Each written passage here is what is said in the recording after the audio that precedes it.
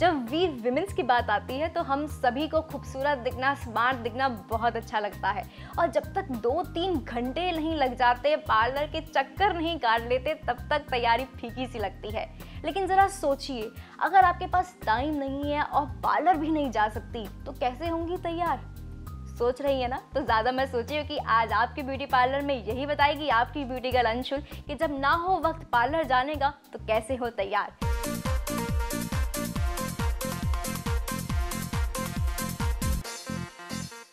और उसे जानने के लिए मैं पहुंच चुकी हूँ हमारी मेकअप और ब्यूटी एक्सपर्ट पूजा गोयल जी के पास। Hello Pooja ji, welcome to the show once again. Hello Anshul, hello viewers. सबसे पहले पूजा जी बात करते हैं हेयर स्टाइल की। मतलब अगर मुझे पार्टी में जाना है तो सबसे पहले मुझे टेंशन यही होती है कि मैं हेयर स्टाइल कैसे बनाऊंगी। तो घर बैठे हम कैसे अच्छा हेयर स्टाइल बना सकते हैं? अगर हेयर स्टाइल की बात करें तो सबसे पहले ये ध्यान में रखना बहुत ज़रूरी है कि बाल बहुत अच्छे से शैम्पू होने चाहिए, कंडीशनिंग होने चाहिए और बालों में एक अच्छा सिरम लगा हुआ होना चाहिए। उसके बाद अगर आप बालों को नीट लुक देना चाहते हैं तो आप एक प्रेसिंग मशीन से भी दे सकते हैं, और अगर बालों को एक अच्छा वेव देना चाहते हैं तो कोई भी एक अच्छा जेल लगा के या वेट लुक जेल लगा के आप बेंडर्स का इस्तेमाल कर सकते हैं या लकड़ी के रोलर्स का भी इस्तेमाल कर सकते हैं, जो आधे घंटे बाद आप उनको खोल के आप देखेंगे कि बहुत एक अच्छा वेव आ जाता है बालों में। और अगर आप बन बनाना चाहते हैं तो एक अच्छा सा वेट लुक या जेल लगा के आप नेक पे एक सिंपल सा बन भी बना सकते हैं। तो ये तो आपने बताया कि कैसे हेयर स्टाइल आप बना सकती हैं, लेकिन अगर हम बात करें कि हमें सबसे आई मेकअप चाहिए तो कैसा आई मेकअप होना चाहिए? सबसे पहले आई मेकअप के लिए एक अच्छे आई शेडोज़ चाहिए। अगर वेदर ह्यूमिडिटी वाला है, गर्मी वाला है, तो पाउडर आई शेडोज़ का इस्तेमाल कर सकते हैं। ज़्यादा कलर्स का इस्तेमाल ना करें, सिर्फ 2 कलर्स ले लें। एक हाइलाइटर के लिए ले लें, एक नॉर्मल नेचुरल कलर ले लें जो कि आपकी ड्रेस से भी मैच करे। और आईब्रो फिलिंग के लिए आप आईब्रो आई शेडोज़ से भी कर सकते हैं या आईब्रो पेंसिल से भी कर सकते हैं और एक आईज़ को अच्छी शेप दे सकते हैं। और जैसे तो आपने बता दिया कि कैसे कैसे हमें शेड्स लगानी है, लेकिन अगर हम बात करें काजल की, काजल हर लेडी के पास अवेलेबल होता है और सबको लगाना भी आता है। तो काजल, मस्कारा, लाइनर कैसे हम इनका एकदम बहुत अच्छे से इस्तेमाल कर सकते हैं? काजल की बात करें तो हमेशा काजल वो लगाने चाहिए जो वाटरप्रूफ होते हैं, जो स्मज नहीं करते हैं। मस्कारास भी वो लगाइए जो स्मज ना करे।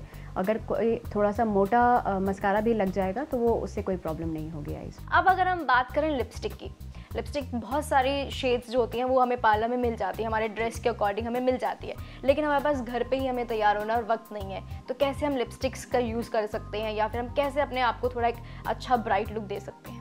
वैसे तो हम ड्रेस का ज़रूर ध्यान रखते हैं, जो भी हमने ड्रेस पहना है उसके अकॉर्डिंग हम लिपस्टिक लगाते हैं। डे या नाइट मेकअप है, डे मेकअप है या नाइट मेकअप है, इसे ध्यान में रखते हुए लिप कलर्स का इस्तेमाल करते हैं। बट कभी कभार ऐसा होता है कि लिप कलर जो हमने पहना है वो हमारे किट में नहीं है, तो इसलिए आप आई शेडोज़ ले सकते हैं। आई शेडोज़ को एक मिलते जुलते लिप कलर्स के साथ मिक्स कर सकते हैं और उसे जो ड्रेस आपने पहना है वैसा लिप कलर बना सकते हैं।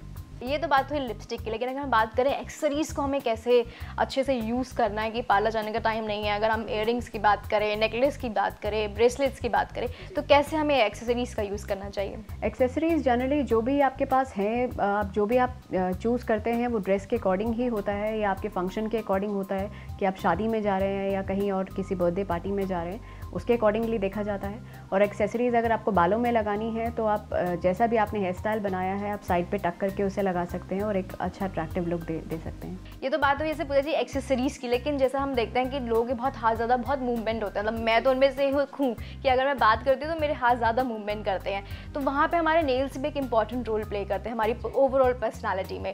तो कैसे हम नेल्स को एक ट्रांसपेरेंट शाइनी लुक दे सकते हैं? अगर आपको कहीं जाना है और जल्दी से एक शाइनी लुक देना है तो आप बफर का इस्तेमाल कर सकते हैं। अपने नेल्स को बफिंग कर सकते हैं, फाइलिंग कर सकते हैं और उसके बाद एक अच्छा सा शाइनी टॉप कोट लगा सकते हैं।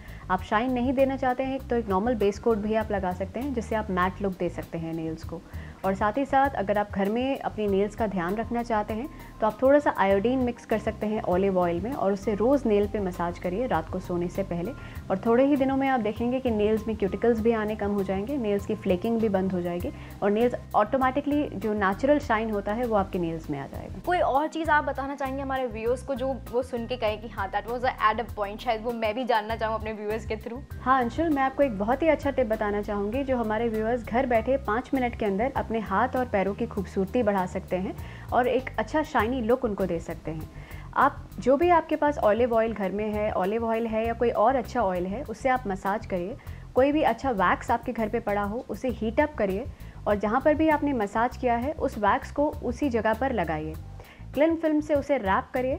10 मिनट के बाद हॉट टॉवल से उसे क्लीन करिए आप खुद देखेंगे, जो भी आप जिस जगह पर भी आपने हाथ पर या पैर पर जहाँ पर भी आपने मसाज करा है, 10 मिनट में आप खुद ही देखेंगे वहाँ पर कितनी अच्छी शाइन आ जाती है और कितना अच्छा नमी बरकरार रहती है। तो ऐसा करके आप अपने हाथों की और पैरों की खूबसूरती बढ़ा सकते हैं। Thank you Pooja ji for coming on the show, it was really nice having you. Thank you. तो था ना मीनिंगफुल सेगमेंट। एक्चुअली हम सबके दिमाग में ना एक मिथ होता है कि अगर हम पार्लर नहीं गए तो हम अच्छे नहीं दिख रहे होंगे, हम अच्छे नहीं लग रहे होंगे। लेकिन आप इन सभी बातों पर अगर ध्यान देंगे और इन सभी बातों को इम्प्लीमेंट करेंगी, चाहे आपके पास टाइम हो या ना हो, तो आप देखेंगे कि आपको एक पार्लर वाला लुक मिलता है, आप उतनी ही ब्यूटीफुल और उतनी ही खूबसूरत दिखेंगी।